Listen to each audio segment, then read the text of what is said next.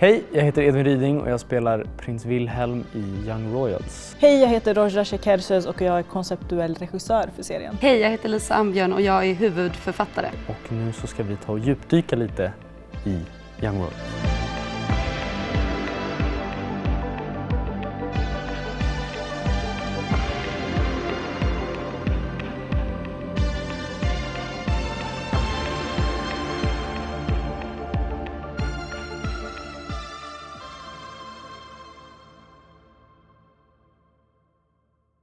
Det är ändå en svensk young adult-serie. Vad tror ni är anledningen till att den har blivit populär? För att den är så jävla bra. Jag tror också att det är en kombination av det ni har skrivit som är en väldigt universell historia. Som många kan känna igen sig i. Ihop med hur vi regissörer och hur jag som konceptuerande valde att gestalta det. Och era performance, vad heter det? Prestationer. Jag tror att det har varit en väldigt fin kombination.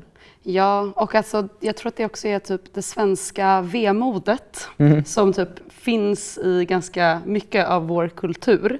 Som jag tror är universellt och som jag tror många känner igen sig i, men som man kanske inte är vana vid att se utforskas på det sättet i en ungdomsserie. Jag är av den uppfattningen i alla fall att många ungdomsserier tidigare har varit, det är väldigt mycket det görs för vuxna och det är nostalgiporträtt på många sätt, vilket gör att det förskönas.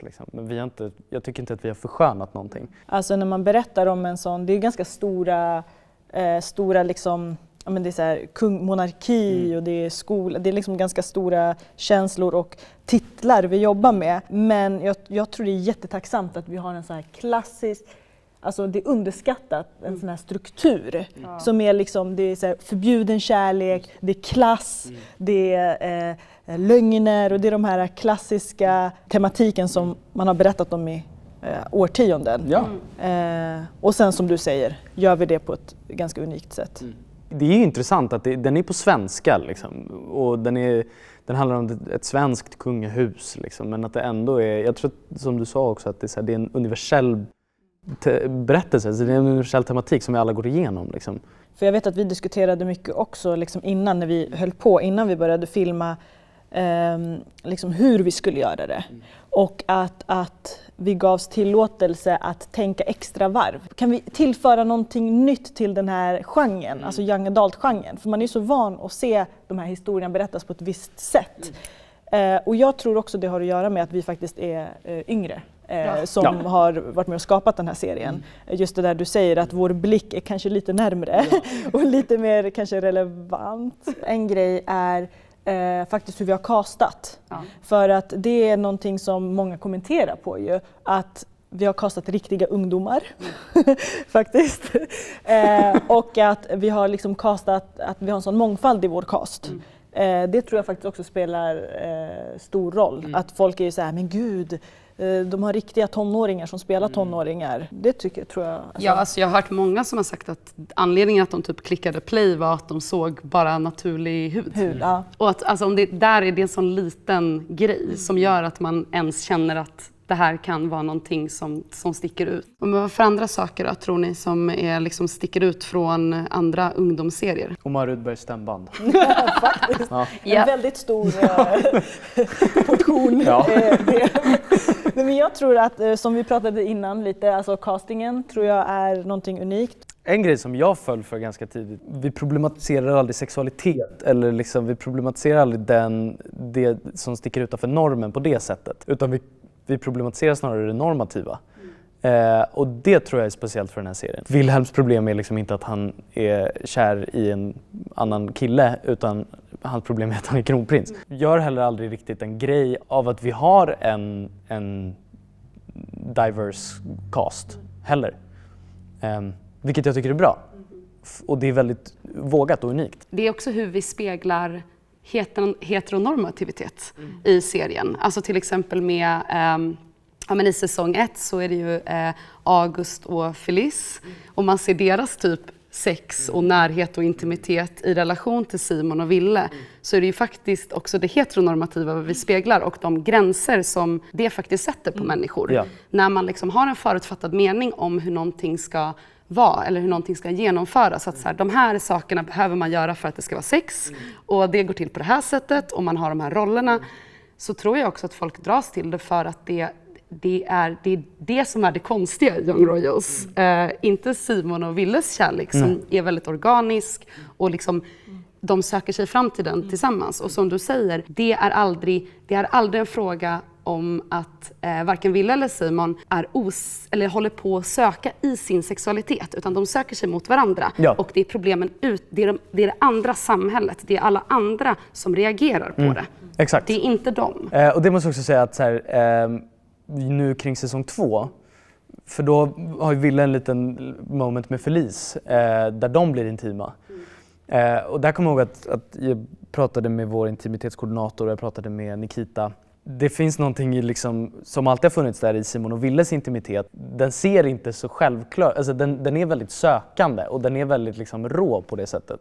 Det är något knä här och där och det är tänder som slår i varandra. Liksom. Och det här har vi pratat om från början, liksom, vilket är väldigt charmigt. Men då liksom ville vi att så här, i Felice och Willes fall, vilket är liksom en heterosexuell intimitetsstund, nytt ord, att det ser liksom så flödigt ut och det ser så liksom smidigt ut och de vet hur de ska röra sig med varandra, men man ser att det inte känns rätt.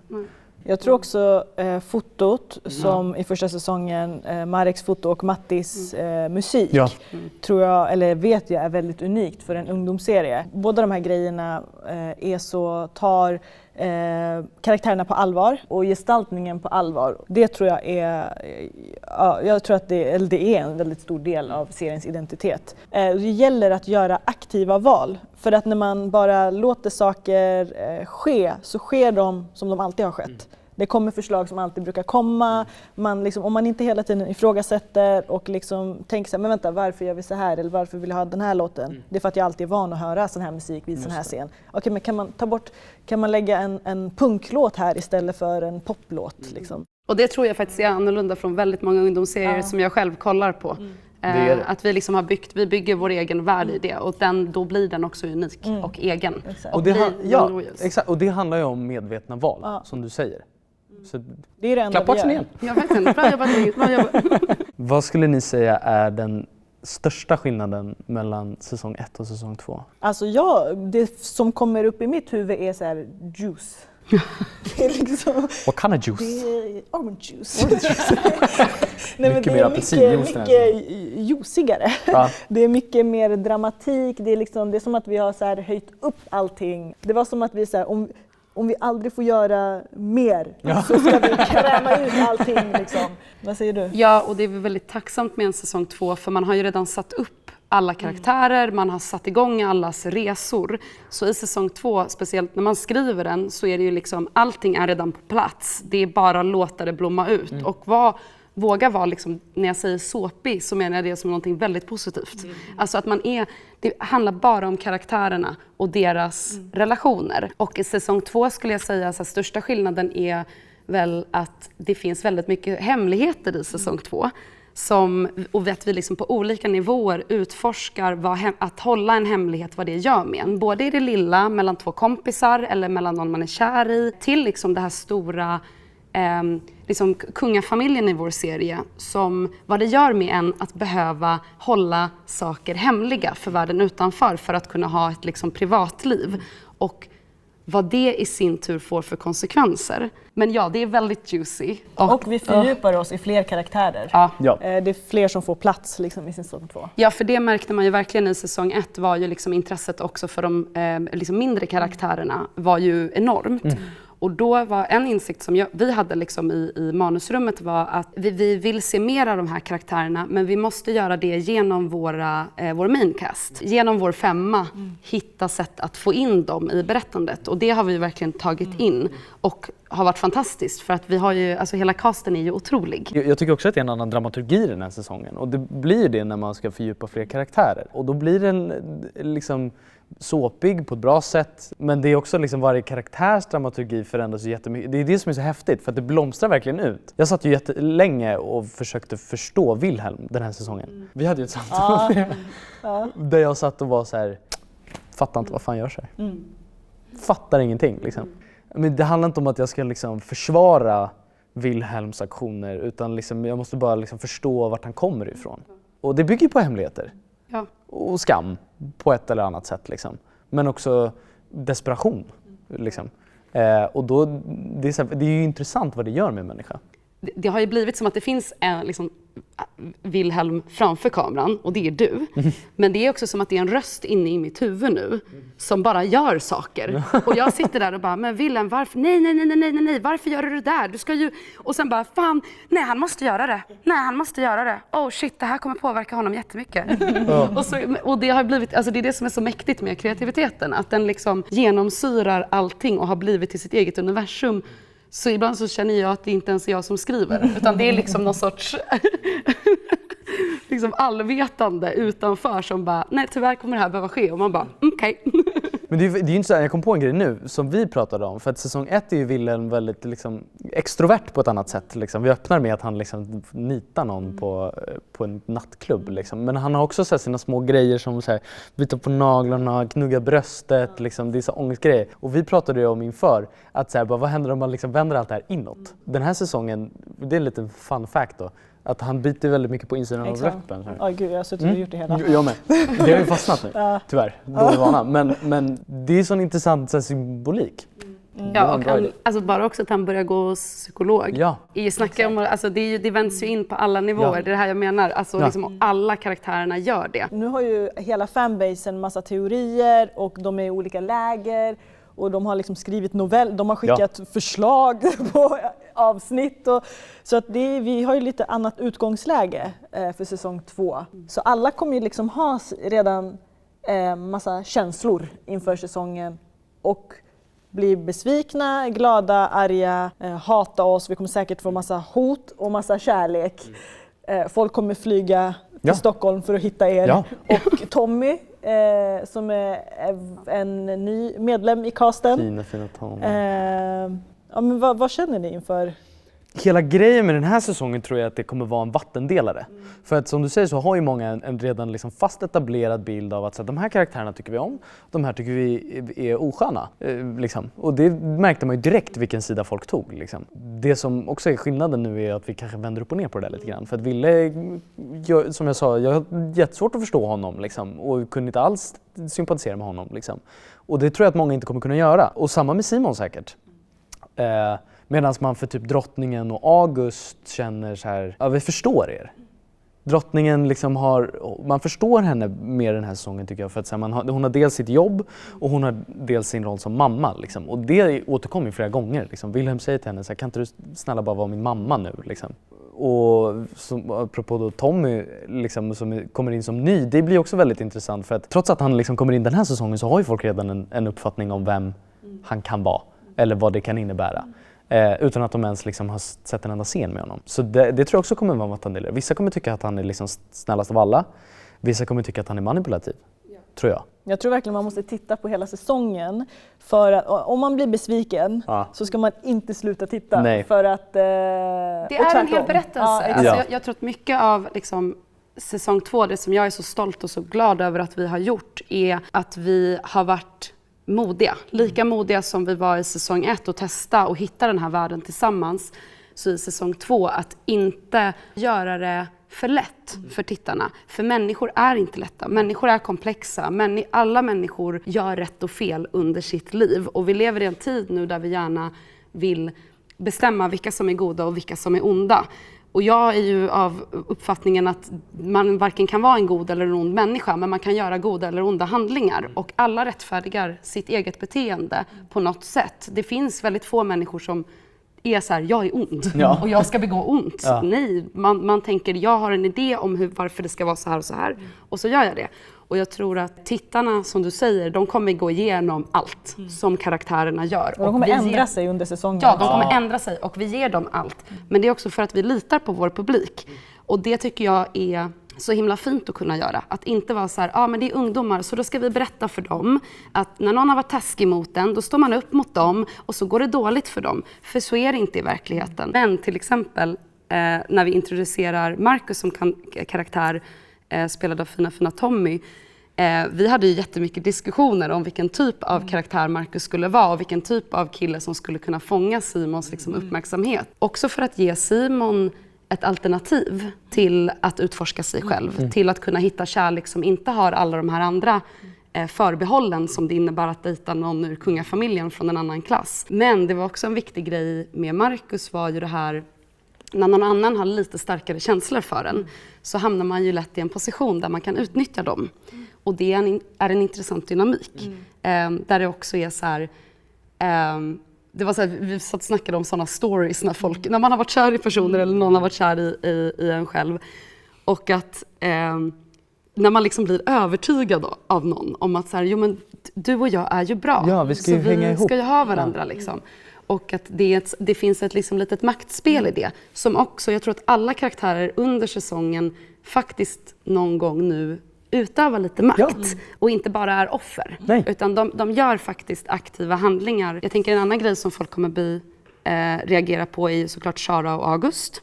Men jag tycker att det var så viktigt med Saras karaktär som från början har haft den här liksom kommit in på den här skolan i en helt ny värld, känner sig hemma, också passar in i den här världen där det är tydliga regler, speciellt när hon är liksom på spektrat. Hon har haft en idé om så här, det här är rätt och det här är fel och så här ska man vara och så här ska man inte vara. Och så plötsligt är man kär första gången. Och så helt plötsligt faller allt det där. Och man kan inte liksom, men jag känner ju det här. Och som gör allting mer komplext. Och det kommer ju från riktiga historier av personer som är på spektrat, att det kan vara en stor grej i ens ungdomsår när det händer. Så det tyckte jag också var viktigt för att just göra dem mer komplexa. Jag tycker det är skitintressant med Tommys karaktär, med Marcus då. Intressant att se vad folk kommer tycka om honom och hans resa. För vissa har redan tankar om honom.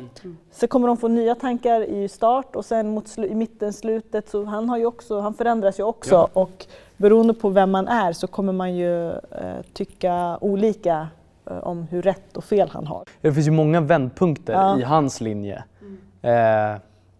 som blir jätteintressant att se hur folk reagerar. Undrar om det finns ju läger Wilhelm, läger Simon, undrar om det kommer bli läger Marcus. Jag tror det. Team Marcus. Men kommer de vara för eller emot tror ni? Marcus? För Marcus tror jag. Tror du? I alla fall till en... Ja, just det, precis. Ja, det kommer ju svänga någon. Nej, jag tror absolut att det kommer finnas människor i slutet som kommer känna att så här, this is not gonna work. Ja. De är på ruta 1 på ett eller annat sätt. Och också liksom. för jag tänker kanske i säsong 2, Felice är ju den som kanske också alla från säsong 1 liksom, ja men det är hon som knäcker koden med vem det är som har lagt ut filmen. Hon är liksom, tar in Sara till den här världen, liksom öppnar upp massor med olika liksom, positiva saker i andra karaktärer och gör också en egen liten resa av att liksom, börja ta kontroll över vad hon faktiskt vill och känner. Men jag tänker att det är intressant mellan henne och Sara för att Sara är ju alltid en beroendeställning till de här tjejerna på skolan. Det spelar ingen roll att hon 100% är inne och att de älskar henne för att det finns en stor klasskillnad. Ja. Och hon är beroende av deras välvilja för att få hålla på med hästarna till exempel. Så det där finns ju liksom i alla, att det är inte så lätt att säga liksom, ja den gör rätt där och den gör rätt där och den gör fel där, för att det är mer komplext än så. Och jag menar Marcus karaoke-scen. Hur kan man inte älska Marcus? Alltså snälla. Nej, men, och när ni spelade in den. Ja. Jag ber dig. Alltså han bjuder på sig själv på alla nivåer. Och det är vackert. Och man älskar en person som bjuder på sig själv. Han är ju, det tänkte jag på liksom, första gången jag såg det på en skärm liksom, och såg Marcus liksom. Att han är ju på något sätt trygghet förkroppsligad.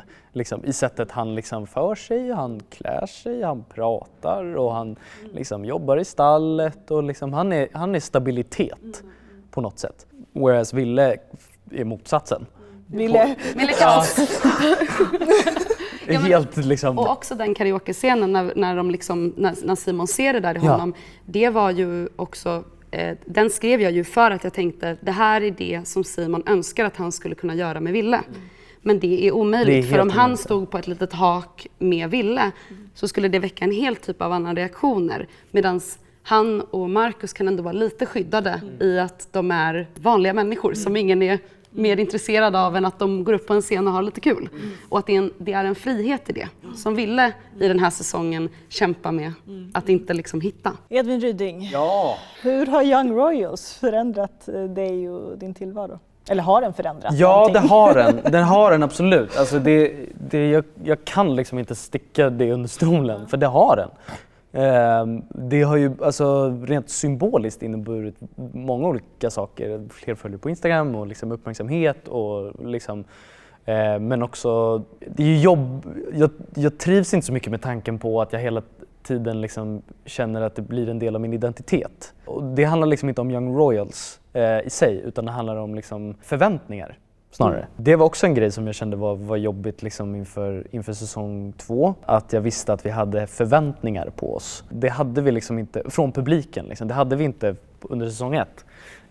Men jag kände också en större press. Alltså så här, vi måste klara av att bortse från förväntningarna, för att då blir vi låsta om vi fastnar i förväntningar. Liksom. Att vi måste kunna få vara fria och improvisera och vara kreativa på det sättet. Det var ju väldigt annorlunda liksom bara rent yrkesmässigt, och det känner jag liksom när jag gör andra projekt också.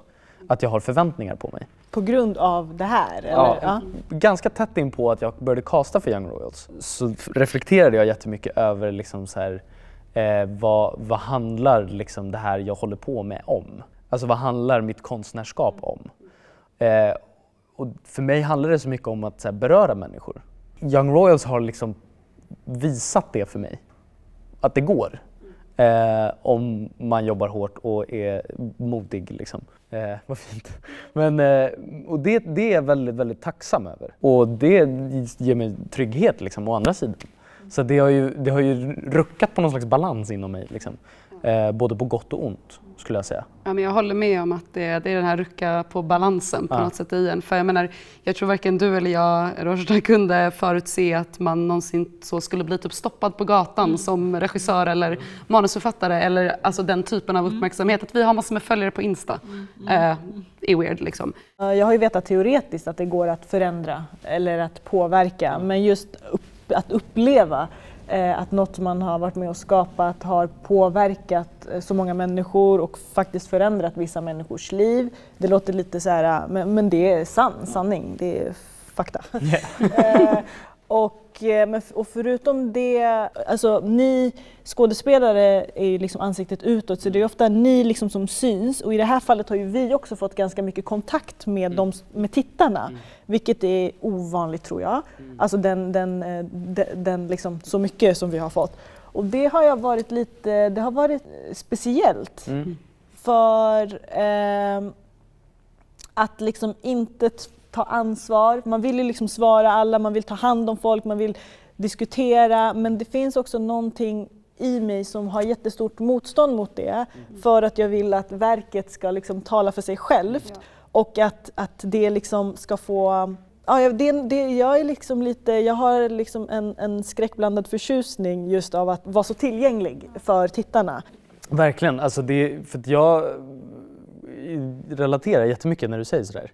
Och jag tror också att så här, det finns något fundamentalt i det här skapandet som är att så här, bara, men jag gör min konstnärliga, det sättet jag bidrar konstnärligt till det här, det är liksom i tagning liksom, och i konversationerna mellan tagningar. Och sen så är det liksom publikens uppgift att tolka den. Liksom. Då skrivs det om på något sätt, för att det är deras tolkning som räknas i det. Liksom. Och när man kommer in i den fasen så kan jag bli ganska obekväm, och det handlar framförallt väldigt mycket om så här, imposter syndrome.